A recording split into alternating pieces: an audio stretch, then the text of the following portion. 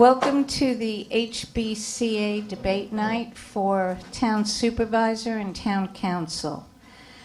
We have a tight schedule that we're running, so we're going to ask everyone to stay on board, not to clap or jeer, or we will ask you to leave. We want to just ask the questions and have the candidates answer them, and at the end, I'm sure they'll welcome your applause. Before we start with the rules, let me just mention, Ray, thank you. Let me just mention that on October 7th, right here at 7 p.m., we'll have the legislator debate. And on October 28th, we'll have the trustee debate. Tonight, we simply are going with the supervisor and the town council. The format is going to be each candidate will have a 2-minute opening statement. HBA will have will pose 3 questions to the candidate. Each candidate will have 2 minutes to respond to that question, and then each candidate will have 1 minute to rebut.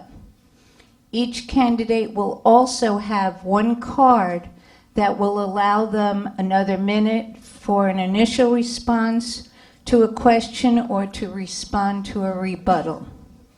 The audience will have the opportunity to write questions on cards. They were provided at the door, and you will find some on your seats. One of our members will come around, pick up those cards, and hand them to Janice, who will go through them to ensure that questions are not duplicated and are pertinent to the legislative responsibilities of the office for which people are up for election. I suppose it would be proper for me to introduce the candidates. We have Alex Greger running for town supervisor, Jay Schneiderman, our current town supervisor, and God help me. I'll let you use my made-up sign. Thank you, Greg Robbins for running for supervisor. Good one. I don't know if you gentlemen have an order which you wish to go in. If not, I will just take it from down the table. Okay.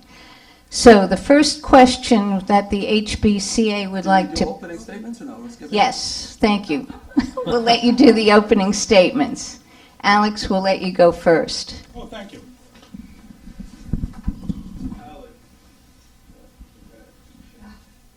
I'll stand up. Good evening, everybody. My name is Alex Greger. I grew up right down the road in Squiretown Road. I've lived here all my life. I love this town, and I felt that it was a need to run for supervisor. Elections are about issues, and especially when there's an incumbent, whether the incumbent deserves to be reelected. I do not believe he does deserve to be reelected. Trust is a major thing, telling the truth.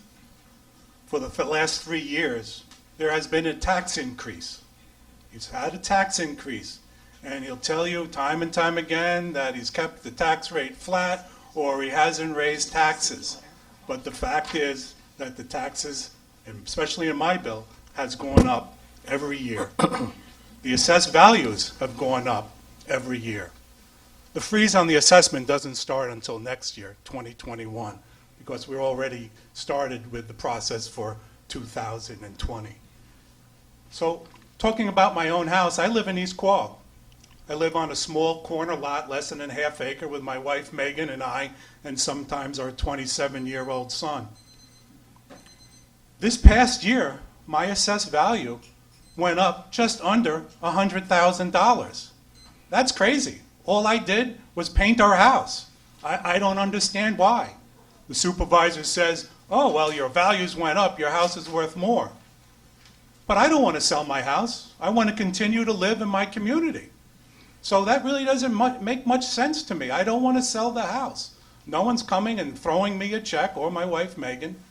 You know, the taxes have gone up. And when you say that you're holding the line on taxes and you're not raising taxes, and you actually are, that's called a lie. That's how I was brought up. We don't need smoke and mirrors. We need someone there that's sincere, that's going to tell you. It's about leadership. It's about seeing things in advance, not waiting to put out a fire. And I hope to talk about many issues, like the Hampton Bays Water District and some of the projects that were taken over in Hampton Bays. I'm here tonight to talk about all things Hampton Bays. And it's not all that well. We have to see through the election year shenanigans. Thank you very much. Thank you, Alex. Supervisor Schneiderman. My name is Jay Schneiderman. I am your current town supervisor, and I'm asking for your vote for re-election. And truth, yes, truth definitely does matter. I don't control assessments. Town assessor assesses your property. All I can control is the tax rate. And lowering the tax rate, that's the number multiplied against your value to determine what you pay in taxes. Every year, I have lowered that with a 6% tax rate cut projected for next year. Now, I know Mr. Greger says, well, his assessments keep going up. I looked at the dollar-adjusted assessment and taxes, the actual taxes he paid, adjusted in dollars. He's not paying any more for town government than he was years ago when he put that swimming pool in. So it may seem like it's more. It may seem like it's more for a cup of coffee. Things go up, inflation. But I do my best to make sure we don't go crazy with spending, that we do make good decisions. A supervisor runs the town. It's the CEO. It's a big responsibility. You've got hundreds of employees to manage, a budget to prepare, critical issues to address, be they water quality or opioid addiction.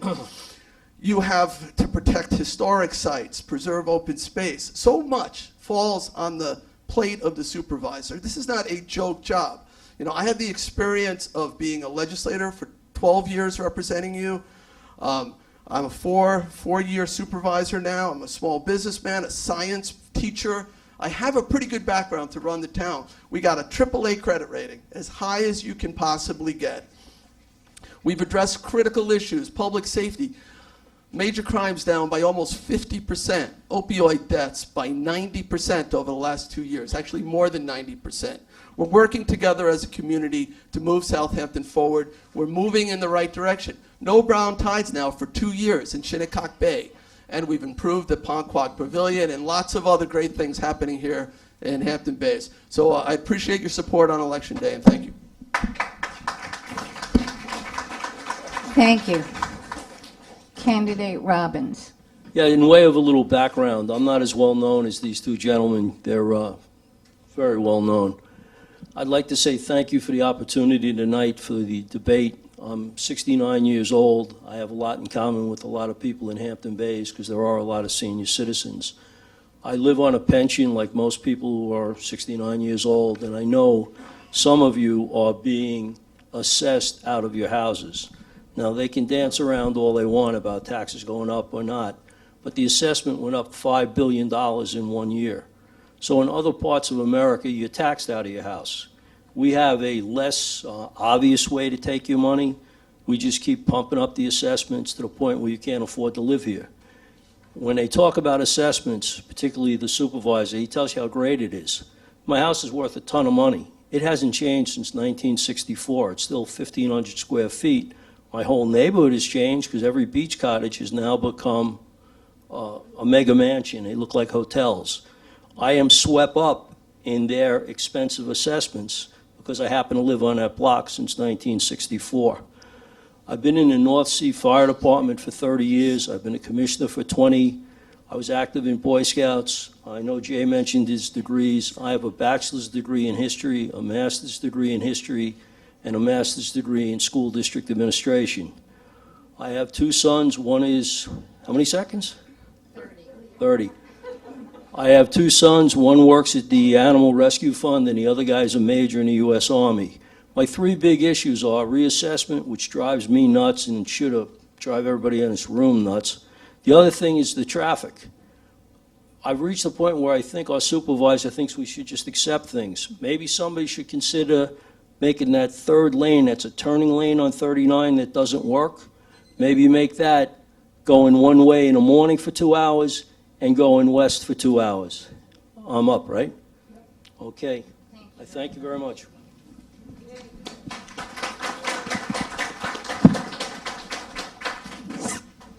All right, we'll now pose questions from the Civic. Our first question is, a major community concern is to stop the further polluting of our ground and surface waters. The still uncompleted Ponquag Point, the former Allen's Acres, has declared bankruptcy and is slated for auction. Sorry to bother you. The history of this development is a poster child of what is broken with our planning process. Use this one, don't worry. It was included in a 2016 Newsday News 12 report on how Suffolk County was permitting outdated sewage treatment to violate existing water standards through grandfathering. Would you, 1, support the elimination of grandfathering? 2, require not only all new development to install the best available water treatment technology, but extend that mandate to include any project where there is a change of ownership or a major amount of reconstruction itself? Thank you for that. Yes, I think new construction should have updated sanitary systems. The health department is making great inroads with that, and there is a grant program that is being done to give people incentives.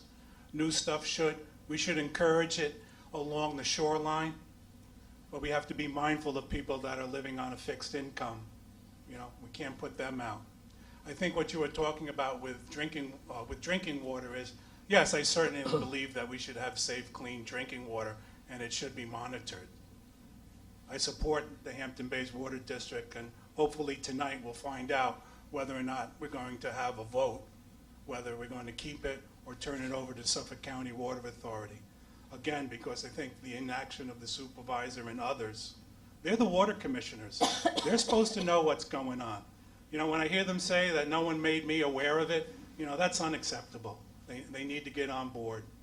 Allen's Acres, there's also a mechanics lien on that property too, because they wouldn't pay some of their bills. Thank you. Condos aren't really working very well. They're not selling very well at all. Thank you. Supervisor Schneiderman? Sure. Yeah, Allen's Acres is up for auction. I don't know the date of that auction, but that is clearly a property that would benefit by one of these sanitary systems that remove nitrogen. It's in a critical area. We have a program now that's available to properties like that. Thankfully, the public voted for that using of the Community Preservation Fund, 20% for water quality, and we are helping people put in these systems that take that nitrogen out. Nitrogen seems to be the big problem for the bays because it helps all the algae grow as a nutrient, like a fertilizer. In terms of, what was the other piece of your question? Ownership? The elimination of grandfathering. Grandfathering, that's a health department issue, whether they allow grandfathering or not.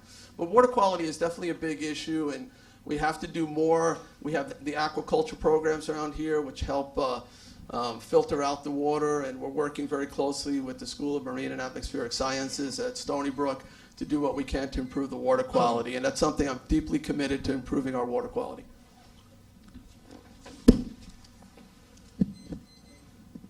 In terms of water quality, anybody would have to say they're in favor of water quality and high water quality, but I think like most things, you have to look at how much people can afford.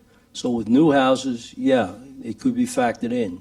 If you have a retired couple living on a fixed income, I don't think it's fair to impose on them the latest technology that would price them out of their home.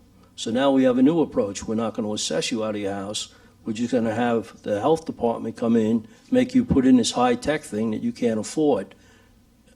It's important to protect the water quality. In terms of the Hampton Bays Water District, when I was younger, Hampton Bays had a different identity. There was a Hampton Bays Police Department. Today, your identity is just the water district and the school. I don't think you really want to be calling all the way up to Bohemia to solve your water problems if you switch over to the county. I think you get a much better response time from your own water district, and I truly believe it's part of your identity that you shouldn't lose. But again, I don't live in Hampton Bays, but if I did, that's how I would feel. Thank you. Thank you. Does anyone want a 1-minute rebuttal to anything that was said? Allen's Acres. First thing I didn't like is that they raised the grade up so much higher than the surrounding properties. And what happens when we get a flood, and we're well overdue. Sandy in 2012 wasn't our swan song. We've been very lucky. But what that does is when we do get flooding up the creek and that, it just pushes it to the other existing low-lying areas. I know firsthand my frustration sometimes giving recommendations to the planning board that they don't follow. I'm not a scientist, I'm not an engineer, I'm a construction guy, and I listen to my engineers in that. And it's frustrating when they put driveways and drainage easements. We see it firsthand, and we just get very confused and frustrated when they don't take that. It rains harder, you know that for sure. We get these short bursts of rain that can be up to 2 inches in 1 hour. Our drainage system isn't meant for that. You see the flooding that happens. Sea levels rising. Dune Road is a clear indicator of the problems with sea level rise. Thank you very much. Thank you. Supervisor Schneiderman? You want us all to rebut? You don't have to. I'm just asking if you want You to. get one rebuttal? Is that? No, you get a rebuttal to each question. Well, this, not necessarily a rebuttal, but you had a second part in terms of would we mandate new sanitary systems when you change the ownership of a property. Right. We had the guts actually to require these new sanitary systems for new construction in these environmentally sensitive areas. And if you do substantial construction, it's something that you mentioned. So you do a major addition, you now have to put these systems in. But we did provide grant funding that should cover the entire cost of that. So we're not going to drive anybody out of town. Plus the county has a program too. We're offering, I think, $20,000 in grant funding plus another, I think, 11 or 12 from the county. Significant amount of money, and the cost of these systems are coming down. So, and we have a lot of people who are voluntarily doing this. They're coming forward, not because they have to, because they want to, because it's going to make a big difference for the Bays.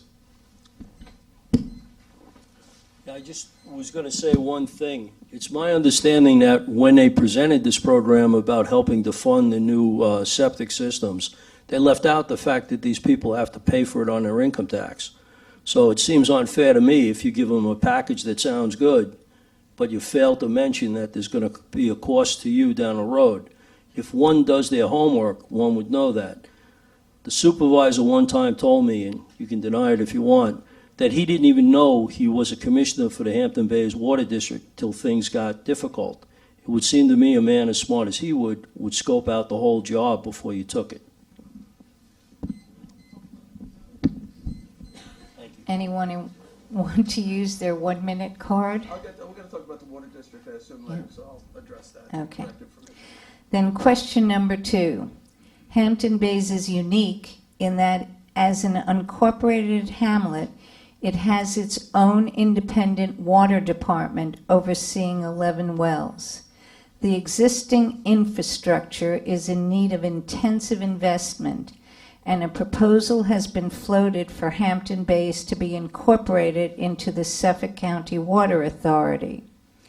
Since the supervisor and town board members function as Hampton Bays Water District Commissioners, what is your vision for the future of Hampton Bays Water Department? Would you like me to go again? Would you like to go again? Sure. Again, I think that confidence has been undermined. You can't blame it on the workers. The buck stops with the commissioners. Some of you may know, I'm from a well drilling company. Water is our business. We've actually done some work for the Hampton Bays Water District and many water districts throughout Suffolk County and Nassau. And I'm not very happy how it's going. I'd like to see the numbers.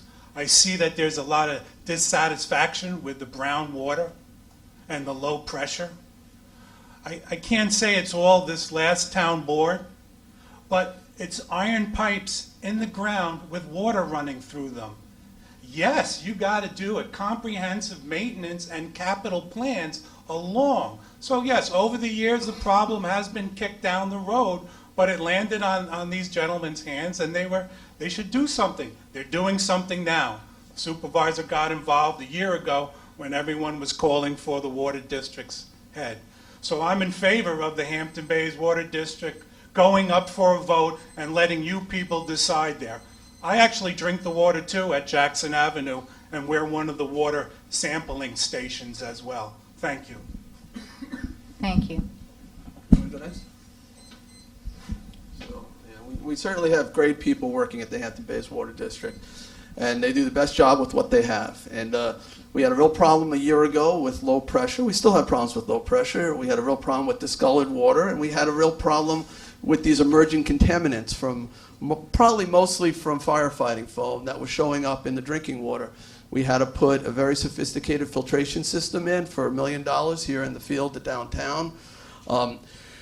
We are putting in filters to get some of that iron and manganese out of the drinking water. These are expensive. We have tanks that for years should have been resurfaced.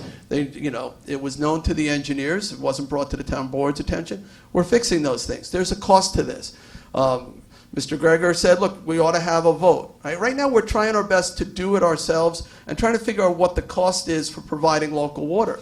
At some point, yeah, maybe you should choose, if you have another entity that manages most of the water, a larger scale, testing laboratories, etc., and they can do it at a lower cost, then you have to figure out whether that's something that you want. But right now, we're trying to make it work. We're doing the best we can, and having a background in chemistry doesn't hurt me in terms of understanding some of these issues. Thank you. Mr. Robbins? Unfortunately, science wasn't my strong point. I finished in history. However, history has shown that bigger governments aren't always better.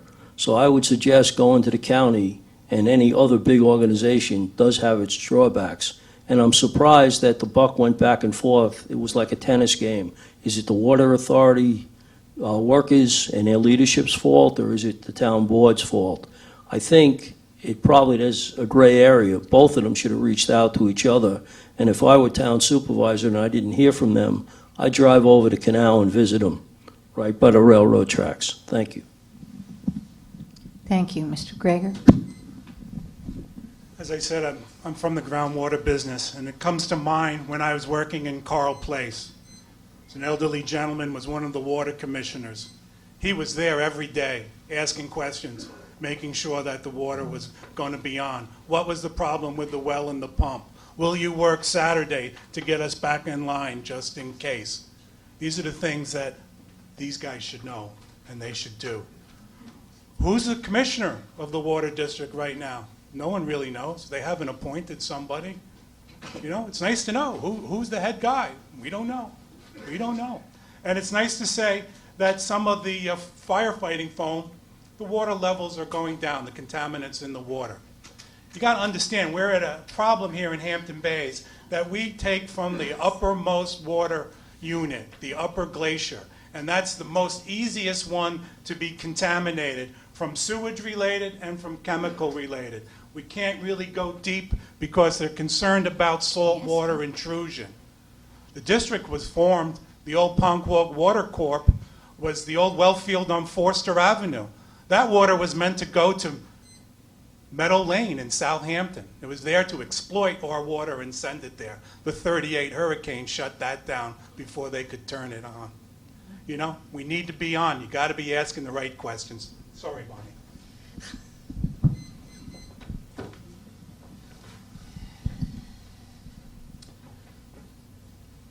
The town doesn't provide more water in most of the town, right? We have 60,000 residents in Southampton. Hampton Bays is the only place where we manage a water district. Everywhere else is served by Suffolk County Water Authority.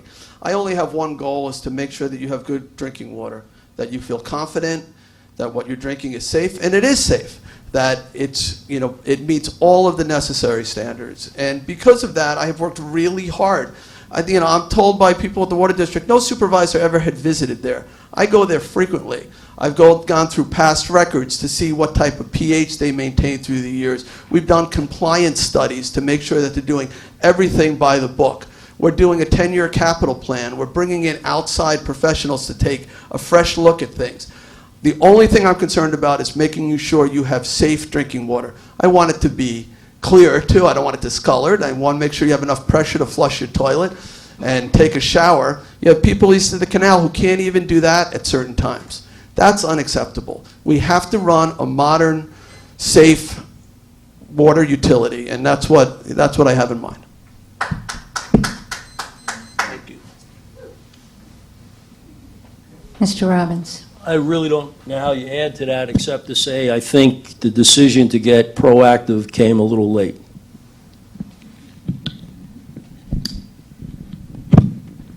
Any rebuttal? Any cards? Okay. Question number 3. Downtown Hampton Bays is evolving. Good Ground Park has just completed its 3rd summer concert series, and a downtown revitalization plan within an overlay district has been proposed. What is your vision for the completion of Good Ground Park and specific components of the revitalization plan? Would you support the burying of utility lines such as is currently occurring in West Hampton's Beach Main Street remodeling? Thank you. Well, you finally got your bathrooms in the park. I think that took 3 years to get there. That's pretty much a no-brainer, having a bunch of people and kids together and not be able to provide a bathroom. You know, I'm not a scientist, but I'm not a stupid man either. And that was an oversight that's really kind of unacceptable. I like Good Ground Park. I wish it was a little more used, it's like the Red Creek Park. I've gone to one of the concerts and it's nice. I'd like to see it improved. It's unfortunate that it's built in a low depression and it's susceptible to getting flooded. I'm not in favor of the new plan that the town has been talking about for the downtown area. The citizens were working for years on a plan, and it didn't talk about assisted living. It didn't talk about changing the zoning into 4 different parts. I want to see it walkable. The utilities? Well, you know, this place is the only one that was able to borrow the utilities, and that's a thing in itself. It costs money for the people that will eventually get the underground utilities to change from aerial to underground, and it's a big expense. We need wider sidewalks. We let the guy build here at the shopping center right on the sidewalk, maximize his economic return. Thank you. Supervisor Schneiderman. Sure. You know, it's funny listening to my opponent to my right talk about what he wants for downtown. That's what we did. We reached out to you guys. We set up planning meetings in Tourette's and tried to say, what do you want your downtown to look like? What works? People said, well, we want wider sidewalks. That's something that we want. We want more vibrancy. We want more investment into downtown. We like Southampton Village or Sag Harbor or Greenport or some of the things, you know, more outdoor seating and things like that. Your current zoning doesn't get you where you want. It's going to end up with more strip mall development. That's not what you want for your downtown. We need to do something. We work with the community and develop plans that we believe will get you to where you want. The underlying zoning will still be there, but now people will have an option to develop it more in conformance with the vision of the community. So I think it's a positive plan. You know, you mentioned the bathroom at Good Ground Park.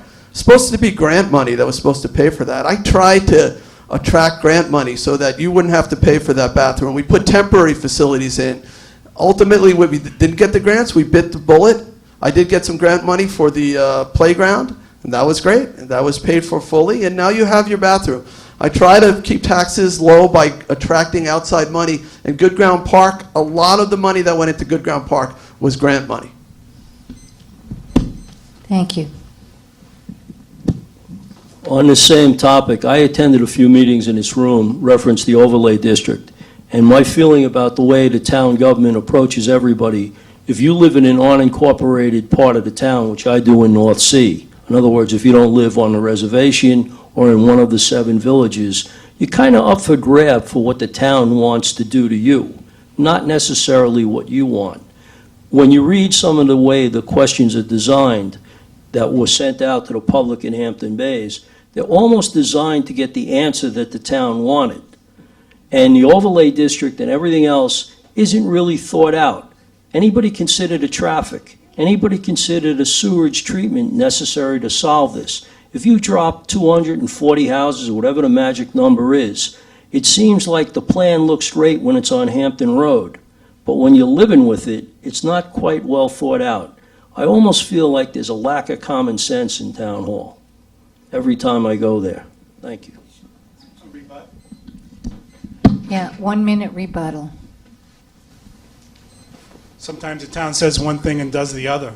The King Cullen Shopping Center, they built it right on top of the road. They didn't have to. The Catholic Church across the street was meant to be set back. There you have opportunities to expand the sidewalk, but you do not in front of the King Cullen store. You see it, and do you notice how the sidewalks are pitched to the road? People have fallen because of that faulty design. It was supposed to be walkable. Your corridor plan wasn't to have an assisted living facility, and it wasn't meant to create 4 zoning areas. People spoke. Town isn't listening. So you're going to have to speak on November 5th. And the utilities, as I mentioned, if we go underground, it's very expensive. But every business or residence along that way is going to be responsible of changing their electric meter and their hookup from aerial, from overhead to underground. It's a big expense. That's why May Martin's house wasn't done over there. It was just done in front of King Cullen. Thank you. Supervisor Schneiderman. I thought this is a card now. We already rebutted. Oh, did you? Sorry, okay. Then Janice, you want to? What was the rebut? They did rebut. That was a card that Alex used. Okay. Okay. So you want to hold it? Yeah, you go ahead. You read. Okay, this is a question from the audience. Where do you stand on single stream versus multi-stream trash collection? Me to start? Thank you very much. That's great. I think it should be single stream. The transfer stations aren't working and the town knows it. They don't bring in enough revenue. I think we have to come to a time where we're going to have to talk about setting up garbage districts. There's not enough people using the transfer stations. For an example, they overcharge the highway department. When you get a voucher from me for your leaves in the fall, the town charges us $12.50 a yard, where we used to dump it for free. When we bring it brush and leaves in our own trucks, they charge us $7.50 a yard. It costs about $5.80 a yard to make compost, and we presented that with the town. So the transfer stations, for serving approximately 13% of the population, isn't working. It isn't working at all. It takes courage, because it's going to talk about maybe taxes, but we can break it up into districts and put out some competitive building. That's the future. People don't want to have a whole bunch of cans and take it themselves. Most people already have curbside pickup. Thank you very much.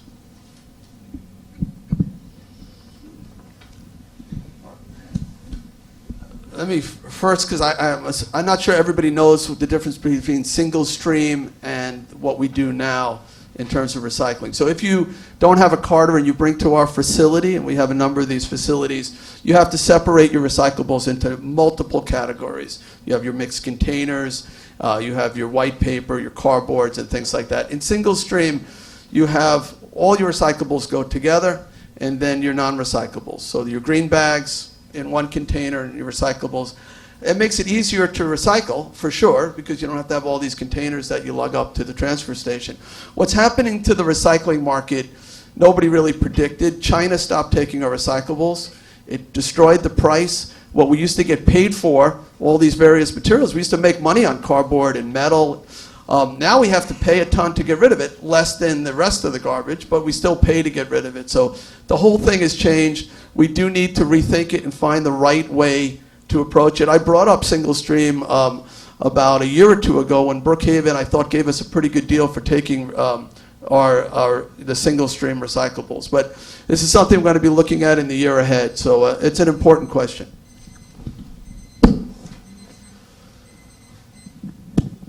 Like all the problems that come before the Town of Southampton Board, there's a lot of studying, which I realize is essential, but sometimes you can study things to death.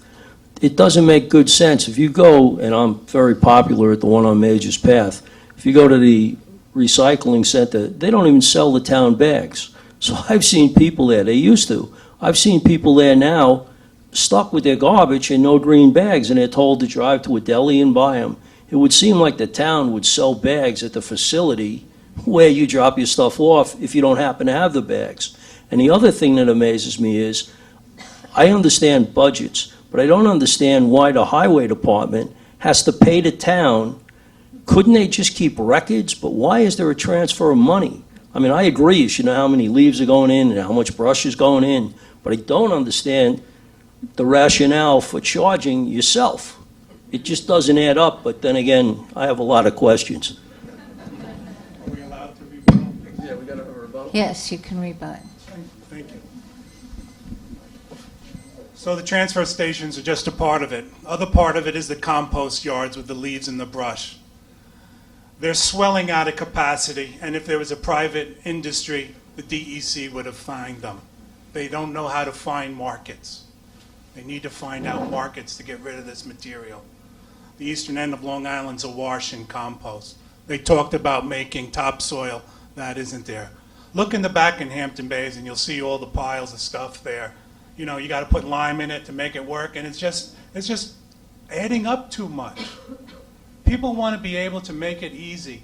Sometimes I see 3 different garbage companies going down my block. And yes, I take a green bag and we take our recyclables. But it's, you know, you always hear this word sustainable. Well, I can't see how 3 different garbage companies going down the same street, picking up garbage at different houses, how the heck that's sustainable. These are the things. It may be uncomfortable, but I think that's the future. And they're done inside, and they're done on conveyors, and people make money from it. Recyclables aren't worth anything unless there's a war, and I don't think none of you want a war. That's how it's been for a long time. Thank you very much. There may be areas in the town where the houses are close enough together where we could do garbage districts, where we could have curbside pickups. It should be studied. It might make sense, and it's a big undertaking, but I think maybe it's time to look at that. There are other areas where it probably doesn't make sense. In terms of chargebacks, and if you're going to run for supervisor, you got to understand that there are different tax districts. So everybody is in the solid waste district. Anyone from the town could come use our facility, but not everybody's in the highway district. Some of the villages have their own highway department. So it's all about accounting. You got to make sure that you're not charging people for services that they're not entitled to get, and that would be illegal. So it's really important that we make sure we keep proper records on all these things. I've accepted the fact I'll never be as smart as Jay. He's pointed it out numerous times. However, it still seems to me that common sense would be you would write down whether it's the village of Southampton or it's another village dropping their stuff off, and then they should, in fact, pay. I understand that. But why our own Southampton Town Highway Department has to pay to use the Southampton facility? And I don't mean the villages, the 7 of them, and possibly 8 soon. I don't understand why it's not simple bookkeeping. But again, I'm not, a math wizard. It is simple bookkeeping, but it also involves a transfer of money, if I understand it correctly. It would seem to me that it would be paper transfers, it would not, or electronic transfers, it would not physically. I don't see Alex carrying a box of quarters over to you. It just doesn't add up. It is electronic. Thank you. Does anyone want to use a card for that? All righty, bear with me. This is a question from the audience, and I'm having a little trouble reading the handwriting. When are you going to enforce the Radion Elide rule of the Safe Drinking Water Act? That's what it says. This is what it says. So, I guess it's radon, but. Thank you for that. Radionuclides, they do some testing. The Suffolk County Health Department does groundwater testing, and they're in charge of a lot. But it's mostly the DEC. The DEC looks at it that the water table is a state resource, and then they have jurisdiction. Now, the individual water districts, we have Suffolk County and we have Hampton Bays. They can enhance their testing to include radionuclides and radon. So that's what I think they should do if it's a problem. But you hear a lot about the town wants to take over groundwater monitoring and sand mines. I wish they'd take care of it at the transfer stations and the compost yard. Again, faith. I have faith in the Suffolk County Department of Health. They come around all the time. When I did groundwater monitoring and sampling, they're a good agency. They're in charge of that. Department of Environmental Conservation. They're civil servants. They're not elected officials that can be influenced. So I hope that answers your question. So again, the only area that the town board provides water in is here in Hampton Bays. We do extensive testing. We do test for radionuclides. In fact, for those perfluorinated compounds, we're required to test every quarter. We test every month, right? We've upped our testing for nitrates. We're doing that almost daily, testing for nitrates. We test for lead. We test for about 400 different possible contaminants and components of drinking water. So we're on it. Again, we did a compliance audit. We're doing everything the way we're supposed to be doing, and to make sure that you have safe drinking water.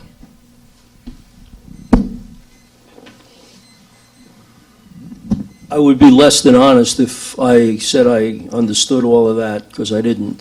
But I would hope that the ones who are in charge, particularly the ones who work for the Hampton Bays Water District and the Suffolk County Water Authority, have the knowledge and a responsible attitude towards enforcing it. But again, I'm not going to pretend that I understand all the chemistry of it. Yes, you're allowed to rebut. I'm not a chemist, but my opponent says he's a chemist, and I'm sure he is. But he should know that for years, the Hampton Bays Water District didn't chlorinate their water. It was some of the best drinking water that you had. And then through regulations, EPA, that we started to have to put chlorine in the water. But what he's not telling you is that that causes the pipes to rot out even more. And it's called tuberculosis. They grow. The iron comes out of solution, and you start to look like barnacles. You get that in the water main pipes. That's what I'm saying.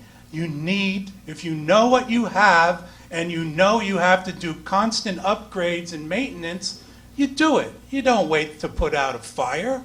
That's what you're hoping. You hope you got the confidence in the people making decisions to know what are some of the unintended consequences and what it takes to run something. Thank you very much. He's correct that for many years they just pumped raw water out of the ground and into your homes. The problem with that was the pH was very low in the groundwater, very low, 6 or less, on the acidic side, which also wreaks havoc on the pipes, and if you have lead in the system, tends to leach out lead. So it's not the best way to provide drinking water. And yes, the county started making you chlorinate, mostly to kill bacteria. But that also lowers the pH even further. So then they started adding caustic soda, which is basic, which would then elevate the alkalinity. We also had iron, so they started adding phosphates, ortho and polyphosphate, to coat the pipes and to suspend that iron so that you don't see it, to mask that iron. We're moving away from that. We don't want so much phosphorus entering the bays. We don't want to mask iron in your water. We want you to have good drinking water. So we're going to filter out the iron, and we're going to, make sure that the pH is proper, make sure that the workers are safe, and give you a well-run water utility. Mr. Robbins? I have nothing to add to that. Thank you. Okay, next question, Janet. Okay, this may be the last question, depending on timing. Again, it's from the audience. To each candidate, what's one good reason why we should vote for you? Thank you very much. I'm Alex Greger. I'm born and raised in this town. I moved to East Quogue about 10 years ago with my wife. I love this town.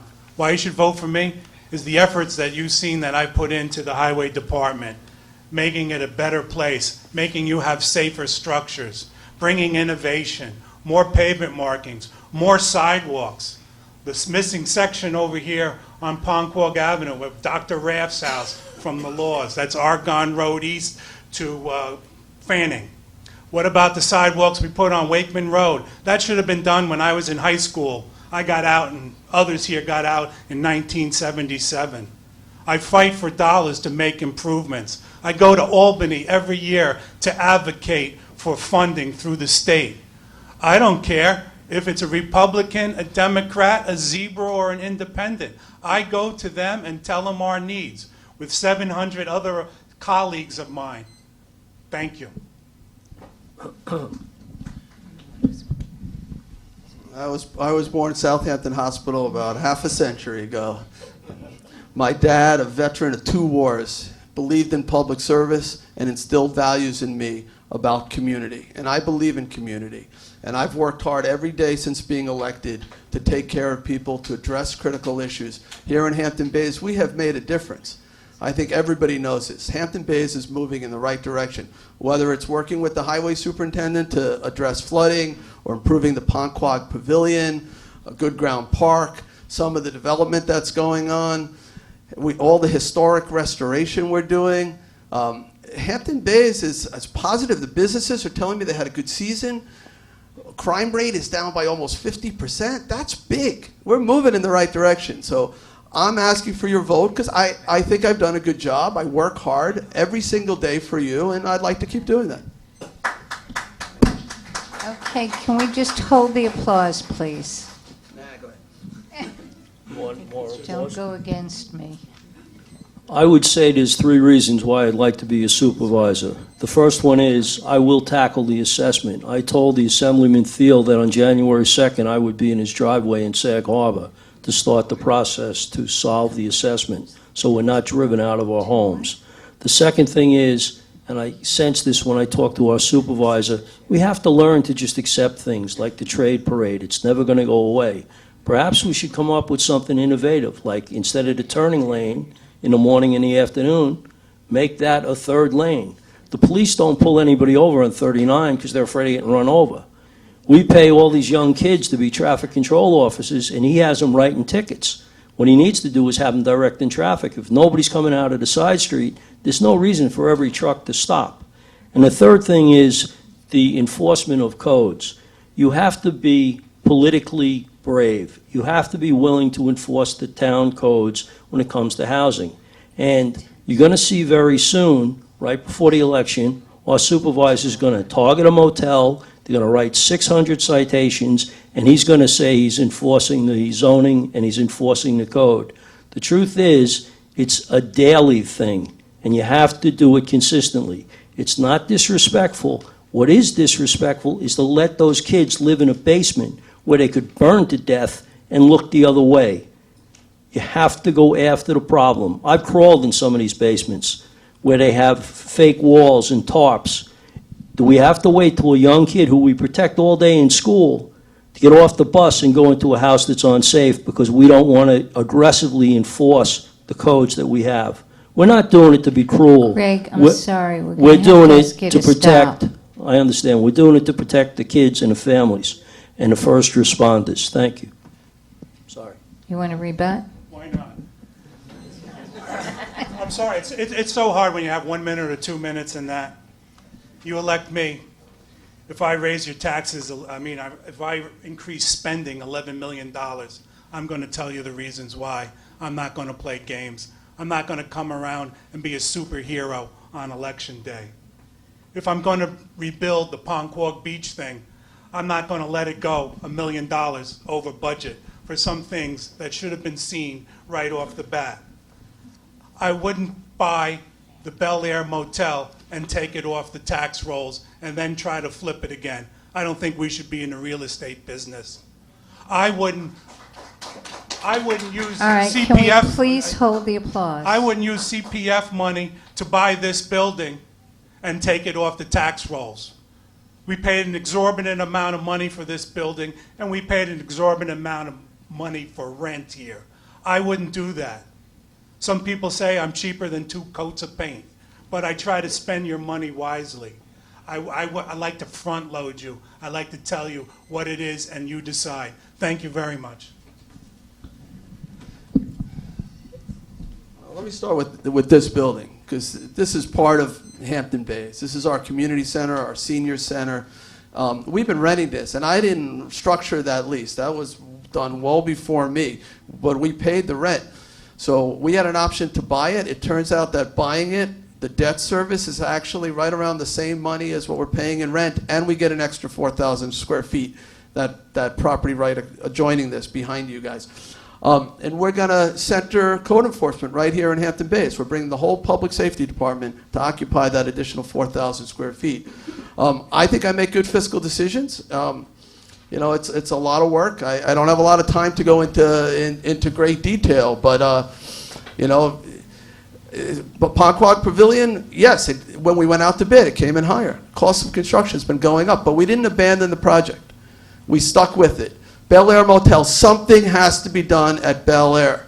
You know, it is really, it pulls down the whole community. So, you know, I'm not just watching and complaining. I'm actually taking action. We're moving forward. We're trying to revitalize this area, and we're taking decisive action. So if you want a supervisor who's just going to complain, don't pick me. If you want a supervisor who's going to change things positively, then I'm your person. Mr. Robbins. Thank you. I would agree that Jay is very good with numbers, because in his 4 years, he's raised his salary $28,677. I don't know anybody who gets a raise of $28,677 in 4 years. And what amazed me even more was he gave himself steps. I thought you actually had to be in a place for a while before you got steps. No steps. Yeah, you did. You got steps. No steps. It's listed in the budget, Jay. No steps. I'll show you. What it comes down to is he's a wizard when it comes to money, particularly for himself. So with a salary of $134,798, which is way up from what it was, he should be working full-time. And the other thing that I'm concerned about, and I'd ask him tonight to make this pledge, he still has his J. Snyderman for Comptroller website up and running. So I don't know whether he knows that his friend Balone is going to lose and that Kennedy's going to win, and then he's going to run for county comptroller. But it would seem to me, if you're not running, why would you be paying for a website? So I would ask you tonight publicly to commit to finishing your 2 terms if you're fortunate enough to either beat Alex or I. Thank you. If you want to say something, you have a card. You get 1 minute. He gets a card, use of a card for 1 minute. I'll use my card. I'm running for re-election as town supervisor. I'm not running for control. There might be a website. There's probably websites up from a long, long time ago. So I have no idea about that. I don't get step increases. That salary, I don't know where that number came from. It's around $117,000 that's paid to the supervisor.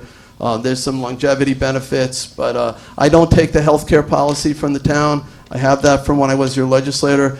I actually, if you look at what I cost the town, it's less than what the highway superintendent costs with benefits. I'm not the highest paid department head, not even by far, but I have a lot of departments that I have to oversee. So, you know, I have a background as a school administrator. I'd probably make 2 or 3 times. But I love what I do. I love running this town. I love community. It's you know, it's where I think my heart is in civil service. And you know, I look forward every day to coming to work and trying to address issues. My door's always open. Everybody knows I'm approachable. I don't always say, I know Mr. Robbins thinks I think I'm smarter than everybody. I don't. I don't put myself above anybody. My door's open. I listen to what people have to say, and I try to make decisions that I believe are in the community's best interest. Not an easy thing to do, but I try my best. Thank you. In terms of the numbers I used, I didn't bring them, you know, on my kitchen table. I got them at town hall, so somebody's not telling the absolute truth about salaries. The other thing that concerns me is I watched the other day your presentation, which I couldn't see because the PowerPoint was the same color as the lettering, so I tried to follow it, but no one in the audience could actually visibly see it. You took $2.5 million out of reserves to balance the budget. Now, I'm sure you're going to say you didn't. But the budget reflects $2.5 million taken out of reserves for the budget. I think what happens with our supervisor is, once the red ink starts to show, whether it be the county, which is now drowning in red ink, or potentially our town, which is right now doing well, but if the economy turns, it could turn, he always jumps ship before the red ink becomes obvious, and I find that disconcerting. Thank you. We'd like to thank all three candidates for their informative answers. We hope it's helped the audience. And please don't forget to go out and vote. Oh, closing, sorry. We're going to give you a 1-minute closing. Thank you again. My name is Alex Greger. I live in this community. I work in it. I try to do my best. I didn't like what I see in Town Hall. My opponent says he works with me. I'm being ostracized. Ask some of the other department heads and elected officials. We're supposed to work with each other, and that's not the case.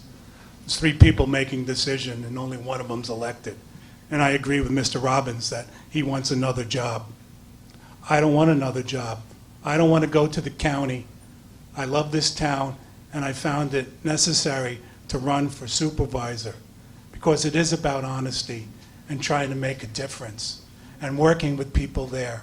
And I can work with people. I don't really put politics into it.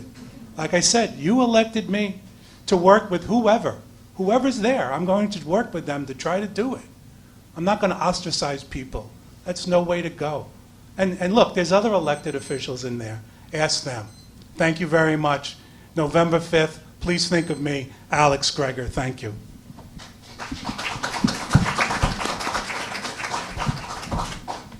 You elected Alex to a 4-year term. Midway through, he's seeking a different job. Doesn't mean he doesn't like the job he's doing as highway superintendent. In terms of getting along with people, we have a lot of departments, so you can ask around and see who has a great relationship with our highway superintendent. It's not the easiest person to work with, but he does a decent job taking care of the roads, and I'll admit that. In terms of surpluses, what Mr. Robbins brought up, the budget model does apply some surpluses. Our surpluses have grown well beyond anything that the rating agencies would be looking for in terms of rainy day funds. So last year in the budget, there was applied surpluses. The year before, every year the town applies some surpluses to the budget model. We have very healthy reserves. It's your money. I'm just handing it back so that you don't have to increase taxes. It's a very common thing to do, and could have taken more, but I think that it was fiscally prudent to apply that $2 million. Again, I am the current supervisor. I work hard for you. I would appreciate giving me an opportunity to continue to work for you. I ask for your vote on November 5th. Thank you.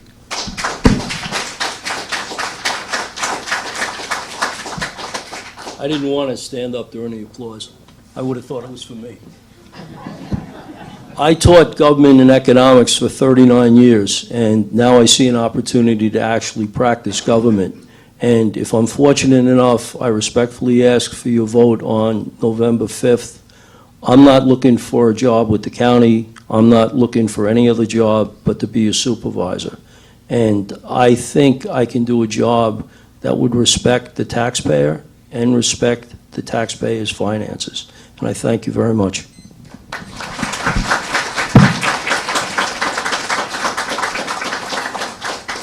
Okay, we thank all three candidates. Excuse my forgetting the closing argument. And we'll listen to the town council candidates now. Thank you. Thank you very much.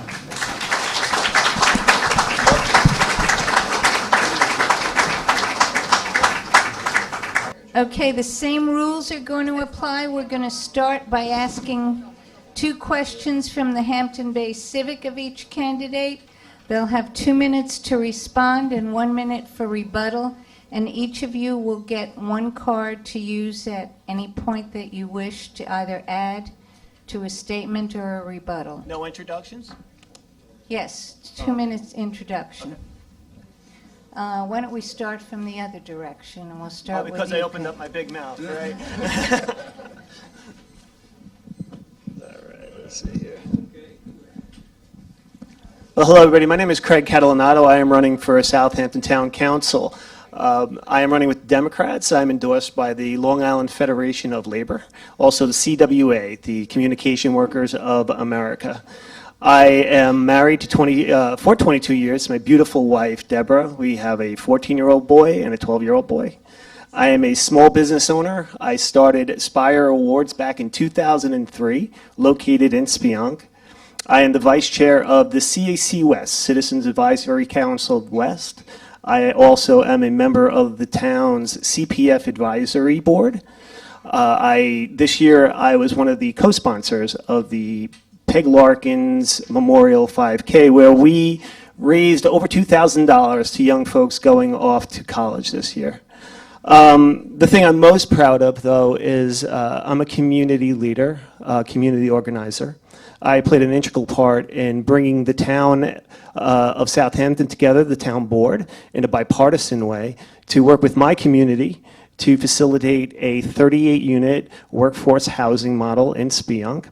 And in doing so, we also managed density and preserved open space. So I always use the word balance, and we went out of our way together with our town government, working together, and we found that balance, and we created the blueprint for success of how a municipality should work with a community.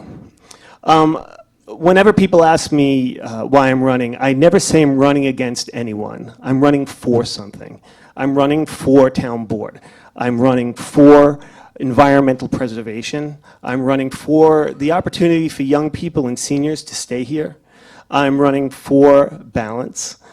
Keep your taxes down. And as a small business owner, I also want to bring in more industry, more light industrial. So we spoke a lot about taxes already today. So we increase the tax revenue, thus drawing the burden away from the homeowners.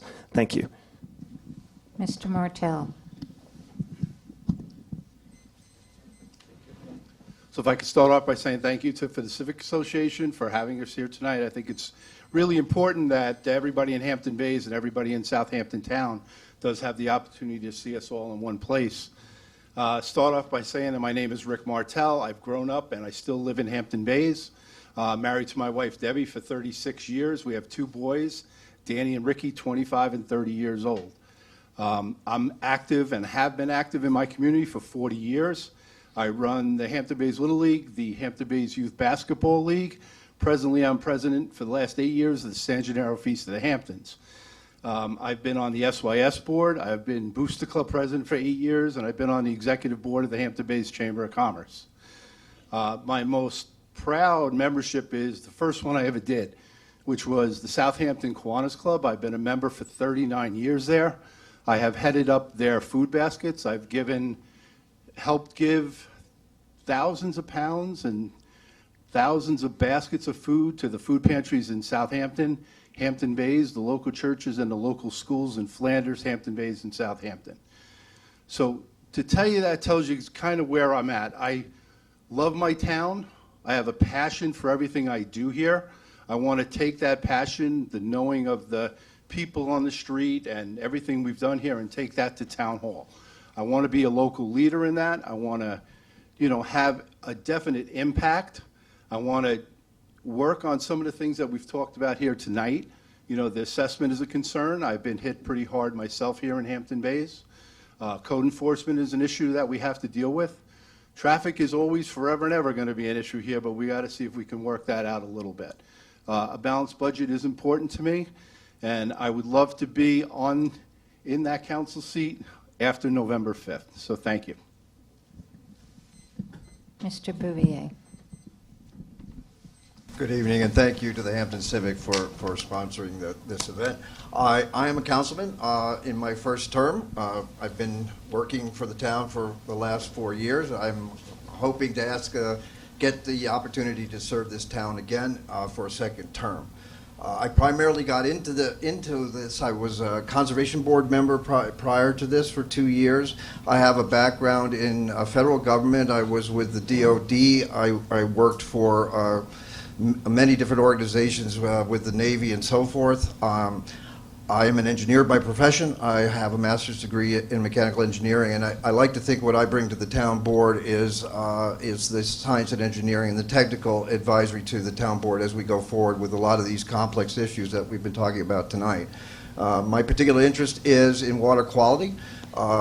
We've been doing a lot of work. I created the Water Quality Board, which I worked very hard at making this board unassailable from outside and special interests, that they would look at blind applications and provide monies for that work. I'm also involved in a lot of engineering projects, particularly things that I'm proud of. I started, we're talking about Hampton Bays, I started the Tiana Bayside Marine Education Center. Put a lot of effort into that, and I think that's a really thriving thing. We've done a lot of infrastructure projects. We've redone the Palm Cloud Pavilion that you've heard about, and I just did want to add that attendance at that beach was really up this year in comparison to other years because of that, and I think it brings a lot of dollars in tourism to the town of Hampton, the area of Hampton Bays. I am really excited about Hampton Bays. We've put a lot of effort and time into it, so I want to see that go forward. I'm asking for your vote for my second term and re-election, and I'm thinking I'm going to be the first guy to be done before you throw me the stop sign. All right. Thank you. Hannah Pell. And excuse us for the spelling. Someone has given us improper names. It's okay. First off, I just wanted to thank the Hampton Bays Civic Association so much and everyone for coming out tonight. I mean, you guys have cameras, you have a photographer, you have coffee, you have everything that you could possibly need for a great Monday night. My name's Hannah Pell, not Heather Pell. I don't know. I don't even know a Heather. I think maybe I had a class with her once. Anyway, I was born in Southampton. I was born in Southampton Hospital. I was raised in Southampton. Southampton has been my home, and I want it to be my forever home. If you look around the room, I'm probably the youngest person here other than the girl taking pictures. I'm 24 years old. I'm as old as most of your children or grandchildren, and I want to stay here. And it is so hard to stay here. Everyone is pushing me out. Nobody wants to hire you because you have no experience. Rent is through the roof. It's hard, and I want to make it easier for young people to be here and to call this place home forever. I don't want them going to the city and never coming back like I do. I go to work at the city every single day and I come home. The train ride is horrible. It's horrible. I could give you, if you need a Netflix recommendation, come see me. I've watched every single show on that 2.5-hour ride every day. My biggest passion is the trash, other than fair housing and affordable housing. I do care a lot about trash and making sure everything is sorted correctly and making sure that it's sustained and that we're always working towards a better future and really making it better for the next generation so my kids can hopefully call Southampton their home forever and they're not pushed out. And I'm going to finish before the 2 minutes. Anyway, my name's Hannah Pell, not Heather. Thank you. Mr. McCardle. Hi, my name is Charlie McCardle. Thank you very much for having me. This is my hometown right here. I live in Hampton Bays, have since 1988. I have 4 adult children. They all went to Our Lady of the Hamptons in Southampton. 2 of them made the trek up to St. Anthony's. 1 went to Mercy in Riverhead. And my youngest boy graduated from Hampton Bays High School. I started my law enforcement career in 1984 with the New York City Police Department. And in 1988, I was hired by the Southampton Town Police Department. I made detective in 1990, and I remained a detective throughout my police career till I retired. During my tenure with the police department, I was elected by my peers for 3 consecutive terms as PBA president. And for most people, being the PBA president, you might not understand, but it gives me a great working knowledge of the town's budget. When you negotiate with the town, you have to know their budget. Regardless of whose side you're on, it's important to know. And it was one of my specialties. I negotiated 3 contracts during my tenure, so I do understand politics in the town. I was very, very involved, regardless of which side I was on, but now I want to be on this team. It's like trading your best player from the Mets to the Yankees or vice versa. So this is my church right here, St. Rosalie's. I'm in this town, this hamlet, every day. I have two small businesses that I run seasonally, and I have to say one of my proudest things is that I employ over 200 local kids from this community every season. One of my biggest pet peeves is code enforcement, and I have to say that everyone here, all their value is in their home. And without proper code enforcement, if you have houses on your block that are violating the codes, overcrowding, extra cars, it brings the value of your property down. Your assessments will go up, but the actual cash money of your house will come down. Code enforcement's the biggest issue I have, and it needs to get addressed right away. Thank you. Thank you very much. Okay, the first question from the Civic is that downtown Hampton Bays, the Southampton Town Trustees' mandate to be the stewards of our shoreline and bay bottoms dates back to the 1600s. Their guardianship of our waterways, ensuring continued public access and use, is even more important today as we encounter even more stress from development. Hampton Bays is unique in that we are surrounded by on three sides by water. Would you support a request to the state legislature advocating an independent tax line for the Southampton trustees? And can you elaborate on your position regarding the trustees? And we'll start with you, Mr. Catalano. Thank you. Yeah, well, first, I totally support our trustees. They are a vital cog in our government. They share a rich history with Southampton. I'm not quite there yet, to be perfectly honest with you, on the tax line. I can get there. And what I would like to see as a manager, I would like to see I'd like to see the books. I'd like to see the numbers. How much is your overhead? What is, how much are you paying salaries to your maintenance people? Before I would say, yes, I support a tax line. I would say, well, what is involved with that tax line? And how is it also going to affect the taxpayers here in Southampton Town? Thanks. Mr. Martell. Okay, thank you for the question. The trustees are the most misunderstood board we have on the East End. They are in charge of any time we step on a beach, we drive on a beach, our access to our beach and waterways, our bay bottoms, and every dock that we actually put our feet on. So they have a lot of responsibilities.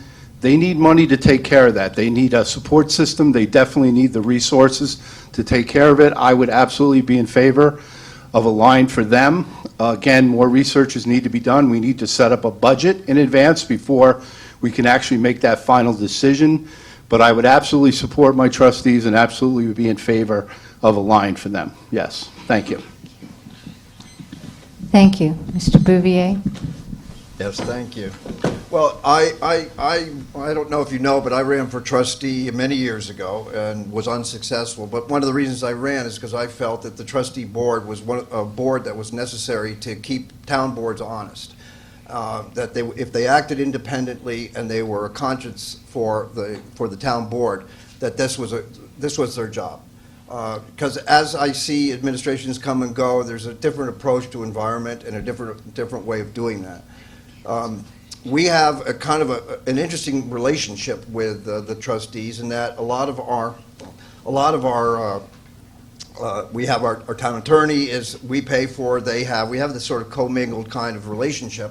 And I think it's important to, if we go to a tax line, which I do support, that ultimately we do the budget, that we separate that out, because there are a lot of costs there that are involved, and it also requires a state legislation. So I support it in concept, but I think it's important for you guys to know that there's that I have to stop. Hannah. So you have to think of the trustees as the foot soldiers of Southampton Town. They are the ones that are boots on the ground every single day. I mean, my dad being one, I've gone to work with him multiple days, and I see what he does every single day.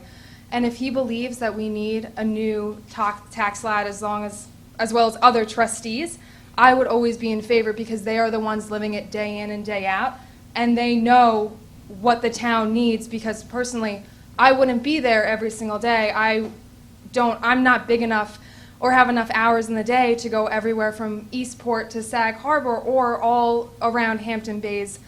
So what I'm trying to say is, yes, I would be in favor of that tax lot. So, thank you. Thank you. Mr. McCardle. Boy, this is going pretty easy.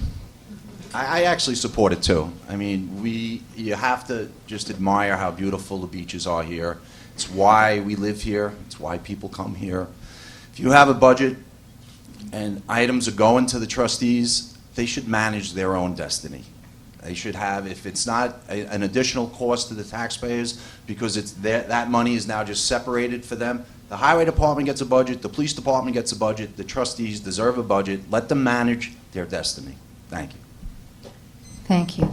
Could I ask a question? Are we having rebuttal? or- Yes, you have a 1-minute rebuttal.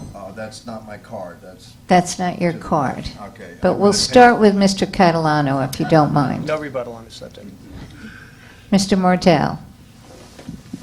I just want to add that I have 100% faith in the trustees as they are working now. I think they are the hardest 5 people we have in the town of Southampton.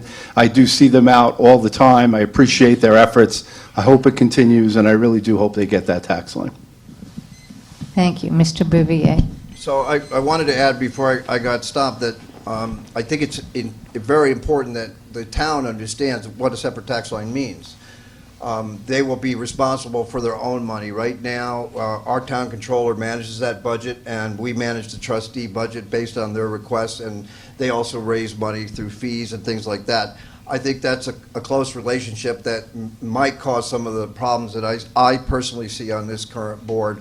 And I want to be assured that, or I want to assure you that this tax line is subject to your vote. And so they can't pierce the tax cap, but they can raise ask you to pay tax on that. So you need to be very careful on how that works. But I still support it as long as we have a very good process put in place to make that transition. Thank you. Ms. Pell?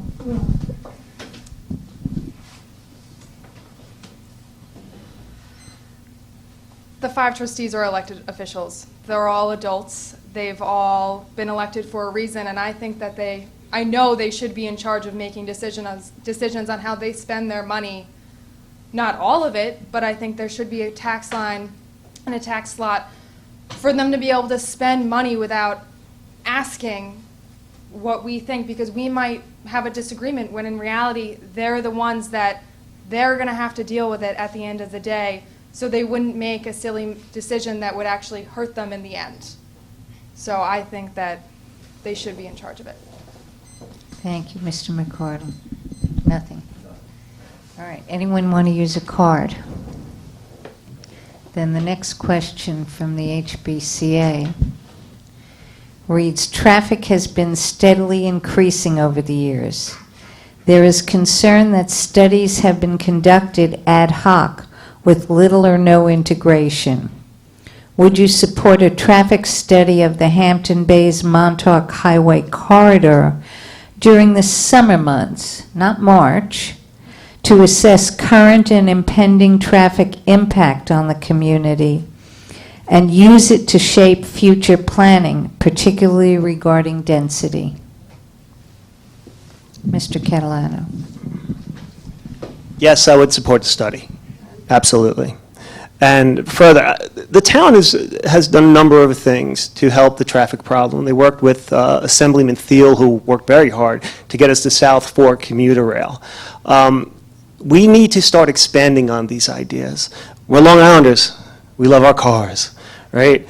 But what we really need to do is start looking at the future and use that commuter rail. Maybe look into strategic parking rides. Also, consider bike paths to the train station, especially here in Hampton Bays, where you have that density.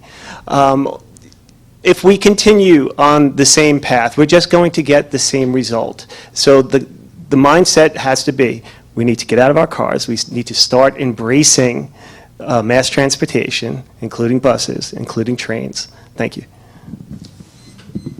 Thank you, Mr. Martell. So a traffic study would be wonderful, but to do it right now, I think would be useless. We do have a pending overlay district in our area that's coming, that's going to change the traffic flow tremendously. We have a diner that's falling into disrepair that should a new developer come in, we may open up the extension of Good Ground Road. We have a lot of different aspects in town. I think town's going to change tremendously in the next couple of years. So I think that study would come down the road. It's absolutely a problem. Our neighbors 3 blocks down the road can't get out of their houses because everybody knows the shortcut.